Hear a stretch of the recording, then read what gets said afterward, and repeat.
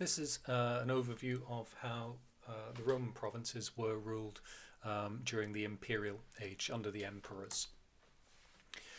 Okay, the map on the screen at the moment is an overview of the provinces controlled by Rome under Augustus. Now, I've gone over the border in the north and reinforced it with some very attractive pink. And you should be able to see that one of the borders coming down from the route of what we would now consider to be Denmark, that's an inlet for the Elbe River, or the Albis, as the Romans would have called it. And that runs partly down through Germania. And the second river, which acts as a border, is the Danube, or the Danubis, which runs all the way out to the Black Sea.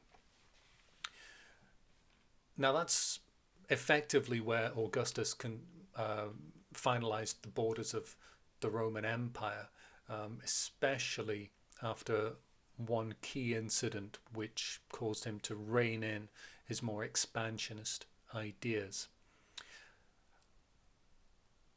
The parts of the map in yellow are provinces which were under Roman control by 31 BCE. The green parts were added shortly into Augustus's reign. And then the pink parts are actually not provinces but client states of Rome. We'll come back to that. So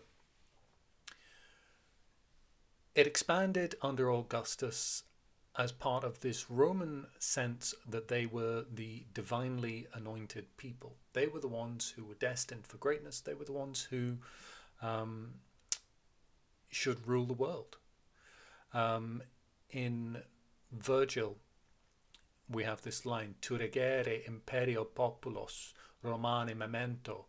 Roman, remember by your strength to rule the earth's peoples. In another video, we will look at the influence of art and poetry on the Roman sense of identity. But for now, it's enough for us to know that the Romans genuinely did feel that they were the people best equipped, not only by their character, but by divine sanction, by the gods, to run the world. Until 9 CE. Now, the Battle of Teutoburg Forest in modern-day Germany, when 3 entire legions were destroyed by the Cherusci tribes. And this, for those of you of a certain age, will remember Brian Blessed in I, Claudius repeatedly shouting out, "Publius Varus, where are my legions?" Look it up on YouTube if you're not old enough to remember. And every time I see mention of the Teutoburg Forest, that's the first thing that goes through my head. Anyway, the drive to go further east across the Elbe and across the Danube, that stops at this point.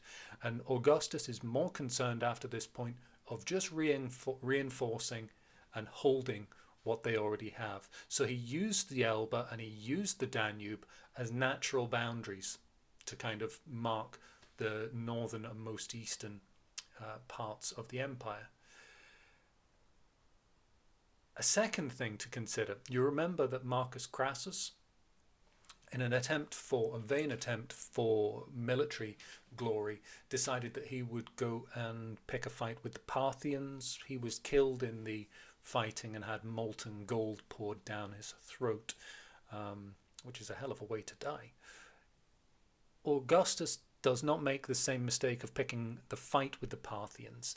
He actually negotiates a diplomatic peace with the Parthians, but he considered it an enormous success to the extent that there was a triumphal arch constructed in the Roman Forum to commemorate the Parthian peace, even though it wasn't a war. So securing peace and securing stability with the Parthians was actually a major achievement for Augustus, in that it allowed him to put a border around that part of the empire. So, a second map for us to consider now. The green parts of the map here are the imperial provinces. These are the provinces which are controlled by Augustus himself. In the imperial provinces, he could have standing armies. In the pink provinces, these are the senatorial provinces, and they're governed by the Senate, as they had been during the Republic. In the imperial provinces, governors were appointed by the emperor, and these governors were called the legati Augusti, the legates of Augustus. In some of the minor provinces, just while we're here, it's worth mentioning, in some of the minor provinces, it was possible for a member of the equestrian class to get the position as governor, and that was the case in Judea, which was governed by Pontius Pilate, who was not a nobile. He was an equestrian anyway. Egypt was slightly different as well. It wasn't governed by Legatus Augusti. It was a special domain, mostly because it was rich and it had a very, very important strategic granary. The emperor had a position almost like a pharaoh in Egypt. The governor who was appointed by Augustus is the Praefectus Augustalis, which means that he governed in the name of the emperor. And I think this might be because in Egypt royalty was important. The Ptolemies, the royal family of Egypt, of whom Cleopatra was the last, the Ptolemies were kept in place because of their efficient and really effective bureaucracy. The administration of running Egypt was really, really a well-oiled machine, and Augustus kept that on, but appointed a Praefectus Augustalis, a governor in the name of Augustus. So let's have a think about what was different under Augustus. The governors were paid salaries under Augustus, which meant that they were paid employees of Augustus. He put in place a new system of communication, a mail service, postal service effectively, which was based on a relay of horses to speed up communication. This was the cursus publicus. Originally this was men on foot, and they would run a certain distance with a message, pass it to somebody else who'd run a certain distance. But later and more logically, it became teams of horses involved in a relay. But this meant that they could travel up to 100 miles per day, or rather a message could travel 100 miles per day. That is a really big step forward, especially when you're governing an empire the size of the Roman Empire as it came to be in this period. Symbols were attached to the messages as they were relayed. So laurel leaves would be attached to news of a military victory.